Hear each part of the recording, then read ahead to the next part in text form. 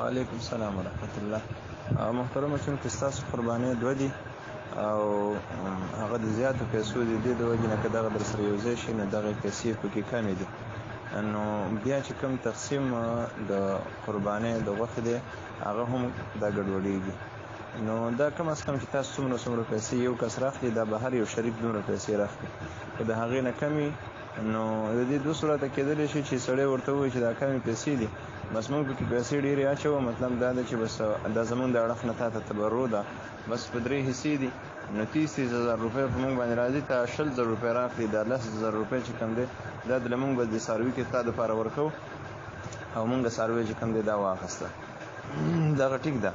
بیا چې کله تقسیم د غوښې کېږي نو هغه به بیا برابر چې ته څومره اخلي هغې له به ورکوي، که دغه شان نه وي نو بس بیا دویم صورت دا دی چې تاسو 2 حصې که نیسئ نو دا د کور وړ نه کوي، حصې نیسئ نو دا تقریبا بیا 2 حصې ستاسو اړخ نه شوي، 2 به چې کوم دی دا د کور وړ اړخ نه شي نو 4 حصې شوي، یو به د دغه کونډې اړخ نه شي نو 5 حصې شوي، نو بیا چې څاروي واخیستلی شي په 5 تقسیمه به پیسې راغونډولی شي، نو بیا تقریبا 20,000 روپۍ پکې د دې دپاره کافي کېږي چې څومره حصه پرې راځي 22,000 یا 18,000 روپۍ، نو بیا هم ټیک ده. که دغه شان نه وي نو بیا چونکې کم او زیاتې پیسې دي نو بیا قرباني در سره ټیک نه ده.